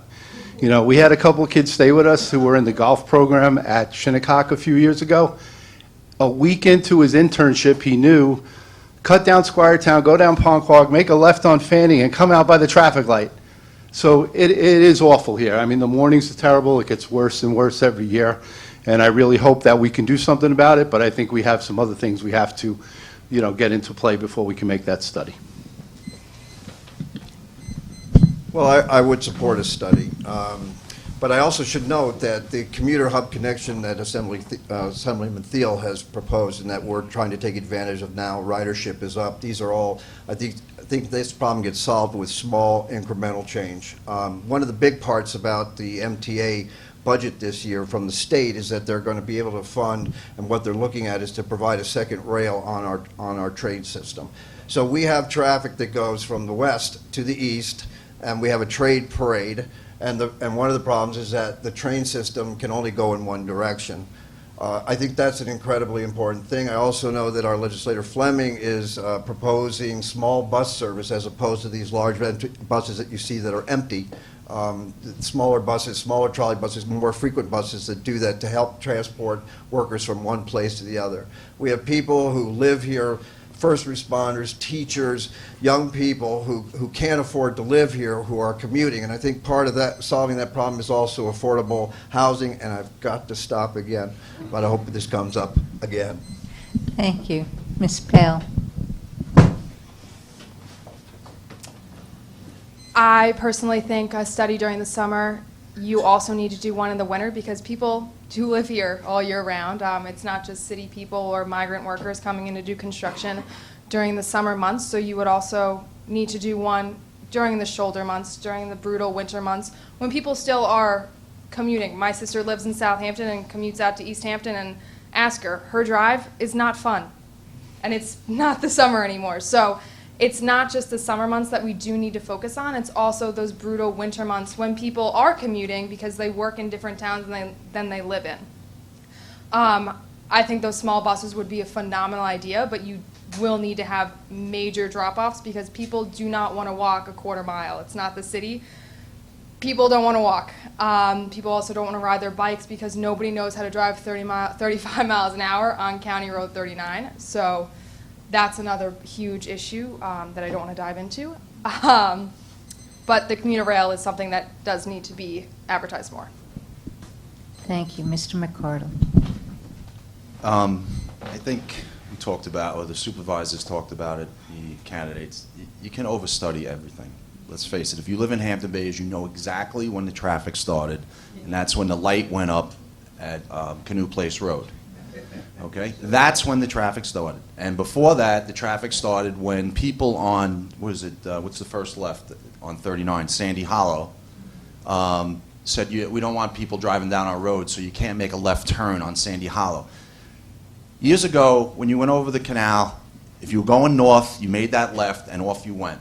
If you're forcing everybody to go down 39 and Sunrise gets backed up, where do they come? They come down onto Montauk Highway, Hampton Bays. We put the light in, so now it backs all the way up to the diner. And then everybody started taking the back way. And why didn't they put a turning lane to get onto Montauk Highway from Canoe Place? It's ridiculous. Studies, we could study it. There's 3 simple things. Let's do a study where we make a left on Sandy Hollow in the morning to see if the traffic clears. And let's put a turning lane over there to get people off so people can get into the gas station. And the bus stop is right there. Simple. Rebuttal, Mr. Catalano. Planning. This goes back to the Hampton Bays overlay. If you have affordable units where people can work where they live, less need to be on the roads, bike paths leading to rail keeps them off the roads as well. That's one aspect and one benefit of future Hampton Bays. And it's certainly something I think we really need to start embracing here on the East End. The other thing, in the more immediate idea that I had, was possibly creating a carpool directory at the town, where you just sign up, you say, hey, I'm in Remsenburg, I travel to Hampton Bays, I leave at this time, I come home at this time. And maybe folks can start linking up that way and eliminate cars. I was on my way to a CPF meeting the other day. I was sitting on Sunrise Highway, one car, one driver. Thank you. Thank you, Mr. Martell. I'm good. Mr. Bouvier. Well, I think studies inform decisions, and so that's why I favor studies. I think it's important to understand the Southampton town as a whole, from its western border to its eastern border. I think creativity is a big part of this. Coming up with ideas like my running mate, Craig Catalanato. We've talked about providing an area someplace central where tradesmen can leave their tools in a secure place so that they don't need to keep driving all their trucks all the time. I think it's going to be a combination of those kinds of things. I like the idea of being able to change from center lane back. I think that's been studied once before. The problem is we're not always two lanes. We end up in one lane. There's a lot of impact from people coming out, people trapped in their homes. So I think the study is important to do that, but I think a lot of creativity that we can bring to bear that we've already started, I think will help alleviate this problem at some point. But it's a long time coming. We are increasing traffic. We do have we are now increasing our ridership to 240,000 people coming to our town in the summer. Ms. Pell? Mr. McCord. I just want to talk briefly, my opponents talked about workforce housing and low-income housing. Every time there's a lottery for the affordable housing, I put my kids in. I want them to stay here. We go up to Town Hall and they spin the thing like it's bingo, and somebody from Vermont wins. Somebody from up west wins. Okay? I understand that years ago it was only supposed to be for town residents or you worked in the town. But we got federal money, and apparently it has to be open to everyone. I understand our hands are tied. I can tell you right now, we're not going to be building workforce housing to alleviate traffic. It's just going to be more places that they're not going to control who lives there. Right now, if you have an accessory apartment, it's supposed to be a town resident or a town employee. Nobody enforces it, okay? Workforce housing is not going to work. It's just going to bring more people to the schools, and the traffic will be the same. Thank you. Anyone wish to use a rebuttal card? Sure. 1 minute. Thank you. So in Spionk, we embrace the concept of workforce housing. And yeah, fair housing laws dictate that you cannot put in preferences. However, if you look at the town's directory, I think it's 1,000 people deep, and you speak with Diana Weir, you come to realize that the vast majority on that list here from Southampton. I spoke to a young lady named Paige a couple of weeks ago. I play guitar. I was playing guitar over at John Scott's, and she came up to me and we just started talking. And she said she was leaving. She was going to Florida. And I said, why? And she said, I can't afford it here. She was a dental hygienist. She said, I have no place to live. That saddens me. I have 2 children. There's a very high likelihood if we stay on this course, they'll be priced out. The simple truth is, I couldn't rebuy my house today if I wanted to. I'm priced out of my own home. So I would not just discount the need for affordability. I think we should continue to look at it and continue to expand on it. Thank you. Anyone else wish to use a card? And Janice, audience question. All right. This question furthers part of what you were discussing already. the person that wrote the question would like to know your position on about bike lanes in general, but particularly in Hampton Bays, where the new Zagster bike share program is supposed to be implemented this month. And also, in addition to that, there's been major repaving, as you've addressed to some degree, of Hampton Bays roads scheduled for 2021 on Montauk Highway East and North Road, as well as the redesign of the Montauk Highway North Road, which has been mentioned. And if you do want bike lanes, if you are for bike lanes, isn't this the time to get the county to add during this construction upcoming and ongoing projects? So if you could elaborate on that, that would be great. So I'm up again, yeah? Yeah, well, that bike program, it's a pilot. So we'll see how it goes over the next 2 years. I'm for it. I'm for it for a number of reasons, one of which, again, is traffic, bike to rail. The other thing I'm concerned about is sustainability. If we continue to burn our fossil fuels and we don't change our mindsets, we are going to have big problems in the very near future. So I like the idea of people pedaling as opposed to hitting the throttle. In terms of getting money from the county, absolutely. I would love to speak with Bridget Fleming, and come up, see if there's money available to partner up with the town, and certainly expand on our bike paths.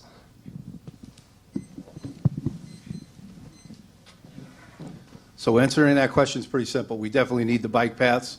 I think the state has already granted us close to $1 million to connect Red Creek Park to Good Ground Park. It's a great idea. I hope people use it. We're a tourist area. I would love to see the bikes in town and a bike lane down to the ocean, connecting Tiana and Ponquag. All our highlights. The Hat Shop should have a bike rack and a place that we can connect town, east, west, north, south. I think it's a wonderful thing. People don't always come out here with an extra car. They do come out by the train. They come out by Uber. They come out by bus. So I think any bike lanes we could add is, it's a definite necessity. I think it's a trial, and hopefully people will use it. Thank you. Well, the simple answer is yes. I absolutely do.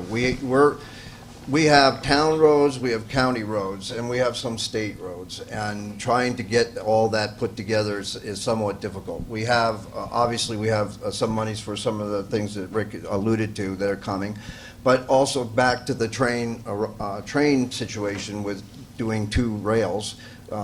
What part of that design allows for a pedestrian and bicycle path that goes all the way out and follows that on either side. We have a lot of ability to connect to that, and that's certainly helpful. I wish Superintendent Greger was here, because one of the things that our town should be doing is putting in bike paths, and there is a long list of those requests to put those in. But I think ultimately, this is the way we're going to want to go in the summer, particularly when we have a lot of visitors. I'm looking forward to what Zagster does. I know we've already got the bikes up. I think they're actually running, and I'm looking forward to see what happens. Thank you, Ms. Pell. So obviously, yes. Who wouldn't want bike lanes?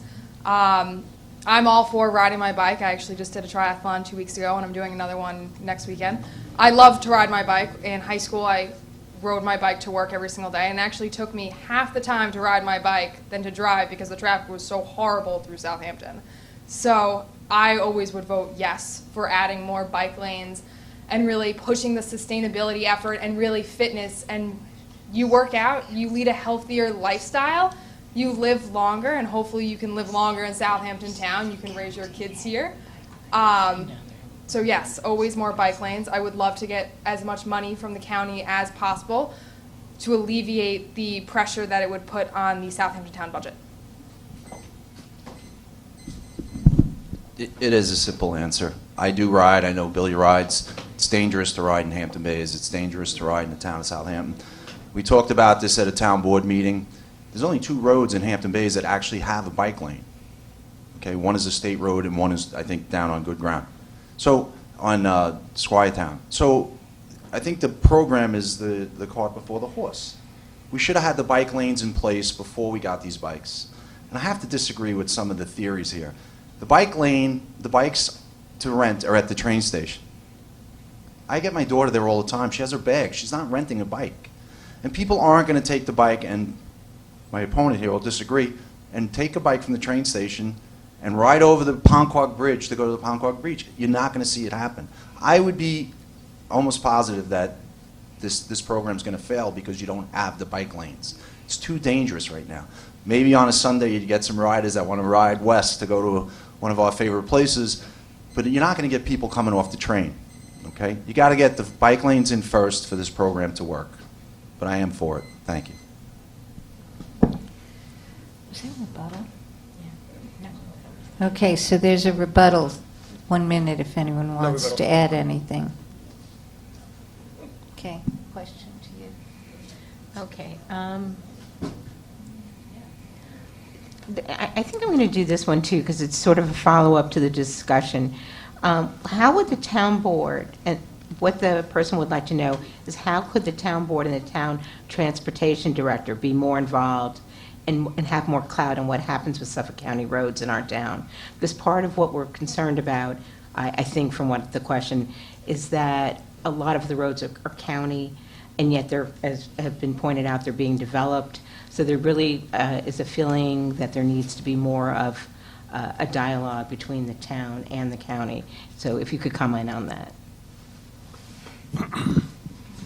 Well, the question pretty much answers itself.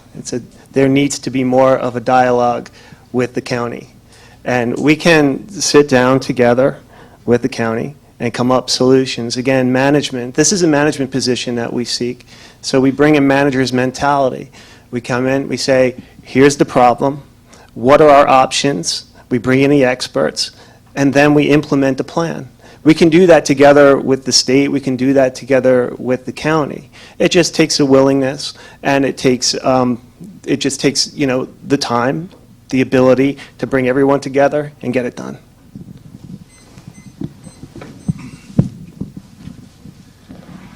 Well, the perfect example with that is that we have a county road that runs right down Main Street. We have half of it that's been paved and was beautiful, and it abruptly halted at Carvel.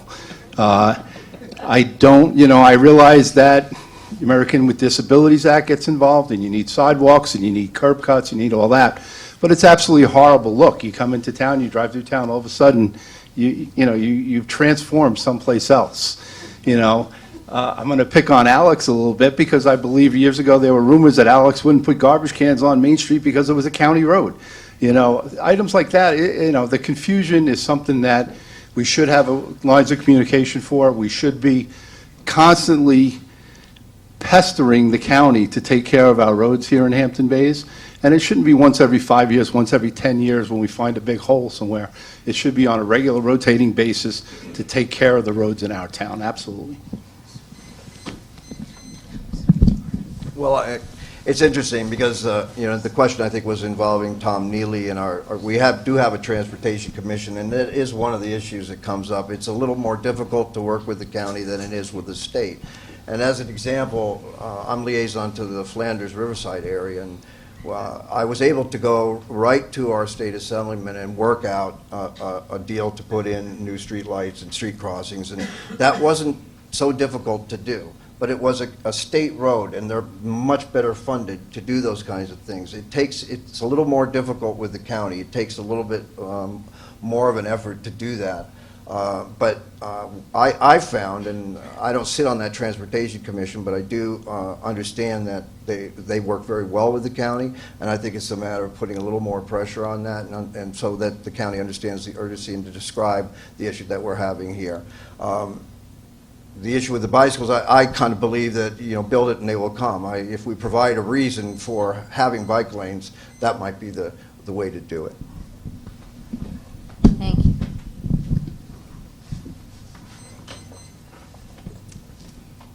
So on the question, it said lack of communication, and that's really simple to fix. You just communicate more. You communicate your needs and your wants to the county, and all we really need to do is communicate I just think it's lack of oversight of they don't really realize what they're doing. They say, oh, this is where the county ends, so this is where we'll pave to.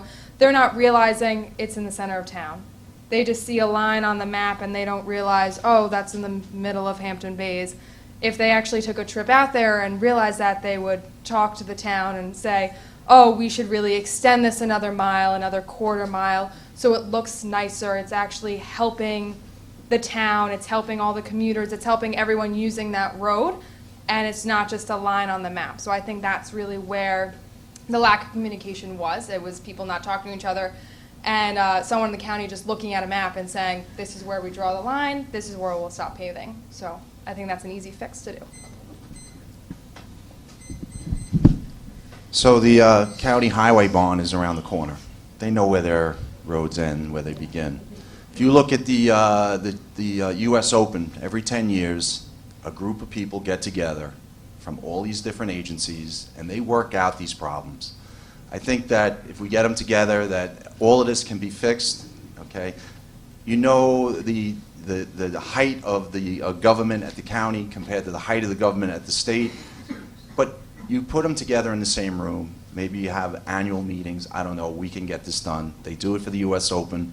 One of the things about the traffic, it was talked about, remember when before the governor named the bridge after his father? They used to have that train that went by that moved the snake, to make 3 lanes during the morning.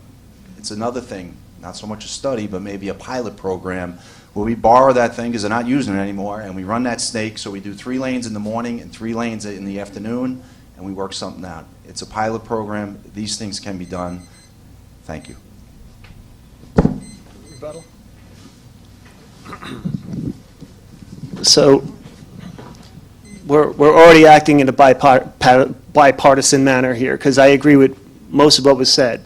Communication is the key. In Spionk-Remsenburg, on the corner of Old Country Road and Spionk-Remsenburg Road, one is county, one is town. And it's a very, very dangerous intersection. And I had written to the town long before I got into this game we call politics here. And I asked, well, can you please do something here, maybe an all-way stop sign? And I was pushed off to the county. So I reached out to the county, and they said, well, you really need to facilitate that discussion with the town. So there it sat. Nothing happened. Alex Greger was good enough to come by and actually cut back the vegetation, making it less dangerous, but still dangerous nonetheless. So to Hannah's point, especially communication. We need to sit down with the county and hash these things out. Thank you. Mr. Marcello? Well, I totally agree with that. There are solutions found in discussion, and I agree with you, Hannah, that these are, sitting down with people, I think, is often the best way to get anything done. And but you also need to recognize that the legislature is made up in a very different way. You have 2 legislators for the East End, and you got 16 at the other side, and the 2 here are representing some of the largest populations, oddly enough, than the representatives of those legislators in other areas. So they have to end up getting votes, and they have to persuade people in the West, and I think that's one of the problems that they're faced with. And unfortunately, that trickles down to us. Again, I think if we can get creative, we can find ways to do these things with grants and other kinds of things. This is what we try to do. But the solution, obviously, I think we all agree with here, is that communication and talking with the county to define what we're trying to do and work with them to do it is the right way to go. Just quick, it's more than communication, it's accountability. So you have to get them together and make them accountable. We pay a lot of taxes to the West End, and they have to be accountable for it. Thanks. Thank you. Anyone want to use their 1-minute rebuttal? Okay, Janice, last. I think we can make one more. Okay. All righty. Then we'll switch gears a little bit, going back to an earlier topic with the supervisors. What would you do to accelerate nitrogen pollution reduction strategies in the town with regard to problematic septic systems? We have a water quality issue here in Southampton Town. This administration has taken proactive steps to address that. IA rebate systems, replenishing eelgrass along the shorelines. There are a number neat initiatives out there that we need to consider and expand upon. Permeable reactive barriers being one of them, which is actually, it creates a filter underground, especially towards the shorelines. So we just need to continue to expand on these things. And as time goes on, the IA systems will go down in price. That's the way it is. Remember your first flat screen TV, it cost you $2,000, now you can get it for $500. As technology advances, the prices will go down, they'll become more affordable, and they will be commonplace. And I will tell you that our kids one day will look at us and say, "You put your waste where? You live on Long Island and you put it in the ground along the shore? Bad idea." So we'll get there. We will. So I can actually commend the town on the fact that the nitrogen removing systems is definitely a big step in the right direction. The fact that they are giving grant money towards it, and anybody who builds a new house will have to put that system in. I think that's a great idea, and I hope it works. I hope the cost down the road does lower for the people who do put them in when the time comes. I had the opportunity to sit in the other day on the Lake Agawam Conservancy meeting that they had to save Lake Agawam. The nitrogen problem is a real problem. The pollution in our lakes and down to our water table is something that we are definitely going to have to deal with, and that we're going to have to really pay attention to and pay attention to constantly. So I hope that the new septic systems do work, that we do get competition in the industry, and that the newer and better and improved ones keep coming along, and we can save our water table here. Thank you. Well, it's a subject near and dear to my heart. I'm the guy who created the septic rebate program in the town, and I was very careful because there was a lot to learn, both for the town but also for us as a municipality. So we limited the use of IA systems, innovative alternative systems, which mitigate nitrogen roughly about 65% compared to a standard septic system. And we mandated that for new construction and substantial reconstruction. It's roughly something that's reconstructed by about 25% or so. The county also has a program, a grant program, on top of the $20,000 that we offer to anyone, not just to people in the high priority areas, but also to people who just want to voluntarily put that in. We have now installed more septic IA systems in the town of Southampton than the entire county of Suffolk. And I'm very proud of that record, and we're going to continue to do that, and we're going to expand on the program coming up to include cesspools, and I will catch you on the rebuttal.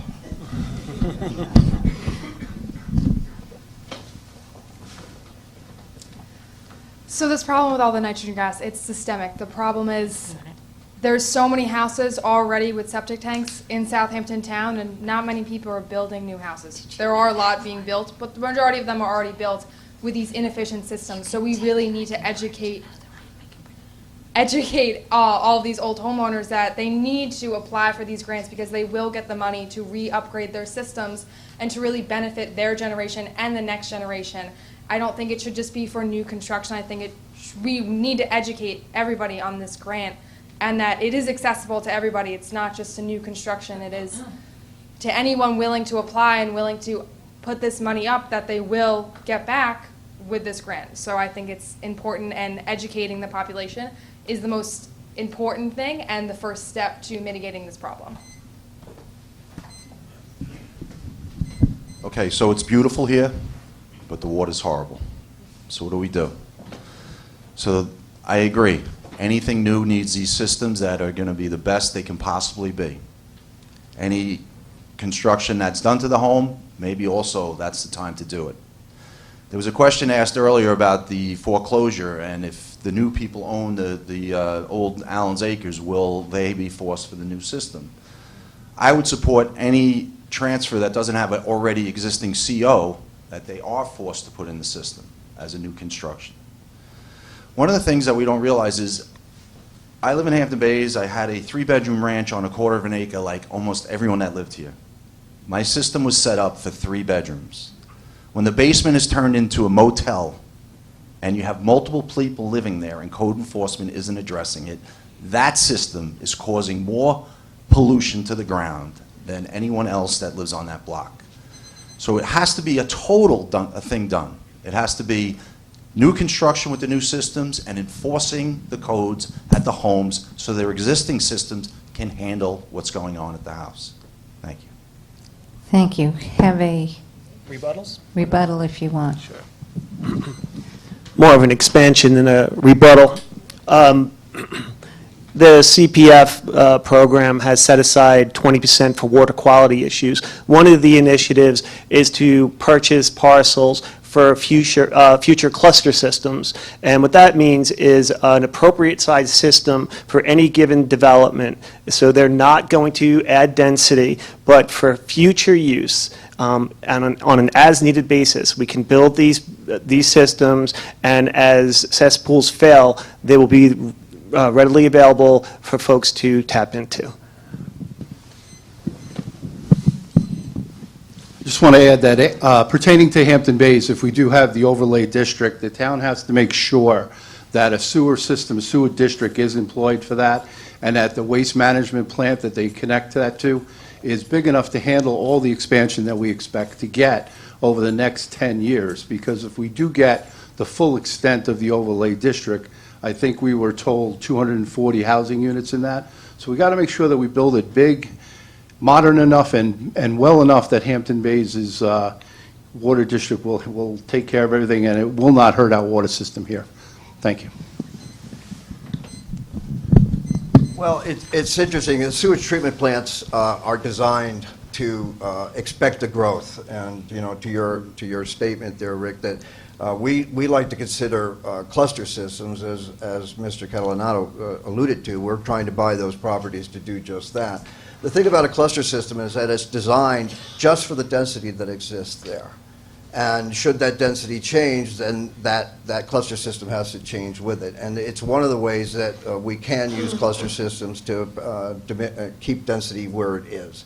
As far as the overlay district goes, when you're using one treatment plant to serve a vast area, right now the county is trying to change their Article 6 rules to change the flow rates. The flow rate is how much water can go through that system to keep in line with some of the things that municipalities are trying, like an overlay district here. And I think most likely it would be a larger system that would serve the entire area, provided you have the ability to connect. There's a lot of things that you have to consider in the design of that. And I'm out of time again. All right. Then we're going to thank the panel. We'll give you 1 minute for a closing statement. Well, I want to thank everybody up here for the respectful and civil debate. This is what it's all about. This is the process, and this is the way it's supposed to be. I'm going to leave you with a story. About 2 weeks ago, I went to pick up my dry cleaning, and as I was going to leave, I saw an elderly gentleman with a cane walking towards me. So I stopped at the curb, and he didn't say anything to me. He got to the edge of the curb, and he just looked up to me, and he put out his hand. So I grabbed his hand, and I helped him up, and off he went. He looked back at me, and he said, "I'm good from here." And I looked back, and I said, "Well, I bet you are." And I got to thinking that it was a perfect visual metaphor for my campaign and what town government is supposed to be. Every once in a while, folks need a hand, and government should be there to give them that hand up. But ultimately, our goal is for them to say, "I'm good from here," and carry on by themselves. My name is Craig Catalanato. I hope you will consider me November 5th. Thank you.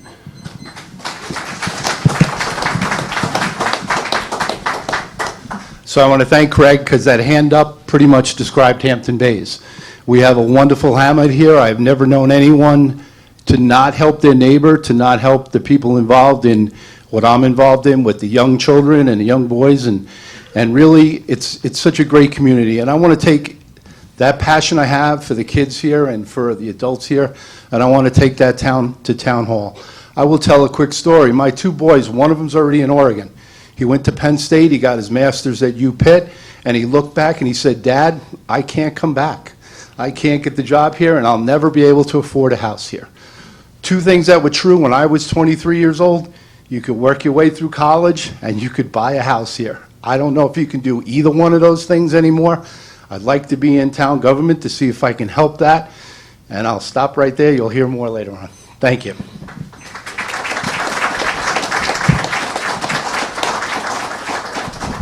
Well, I will echo that. Courtesy and consideration, I think, is not just limited to Hampton Bays, but to virtually every hamlet and every town that I see across Southampton, and community spirit. There are issues that transcend our political ideologies or our differences in that way, and we can remain civil in doing that. And I want to thank all of you here for adhering to that and demonstrating a civil way to debate and talk about issues. My issues are energy. My issues are water quality. These are issues that transcend anything else, and these are the things that are most important to me. And I have found willing partners across the board from across the political spectrum to work with us to get this done. And I hope that's not a harbinger of did that. Anyway, my name is John Bouvier. I am your councilman. I have worked hard to create a good record I believe in, and I think you know that. And I'm asking for your vote November 5th to re-elect me to another 4-year term to finish what I've started. Thank you.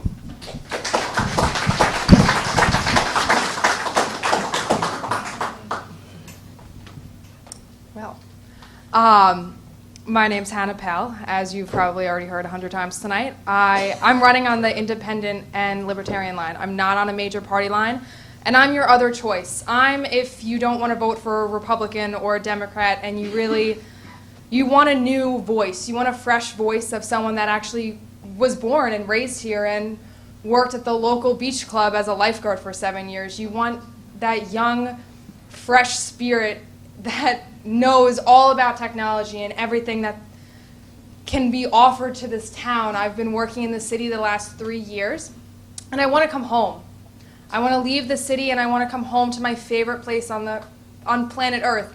I don't want to be running down 7th Ave every single day trying to catch the 5:51 train out of Penn Station. It's horrible. I'm always sweaty. I'm usually crying because I almost missed the train. I don't want to do that anymore. I want to come home to the greatest place on earth. So please give me the honor of voting for me under the independent or libertarian line this November. Thank you.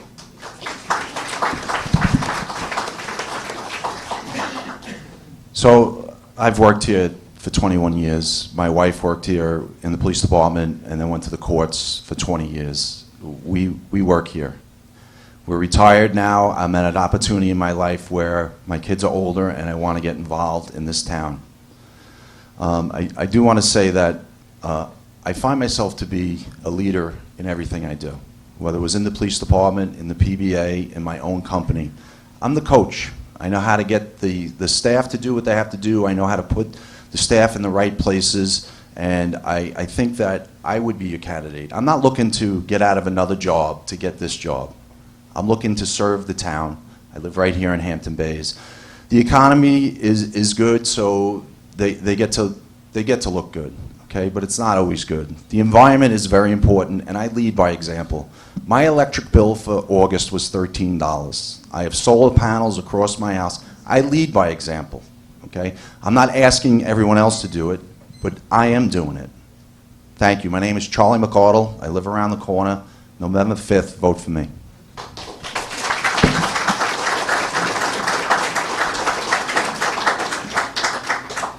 Thank you. On behalf of the Hampton Bays Civic Association, we'd like to thank all the candidates for coming, for having an orderly debate, and I'd like to really thank the audience for being cognizant of the time constraints and listening so patiently to the candidates. Make your choice. Vote November 5th. Thank you.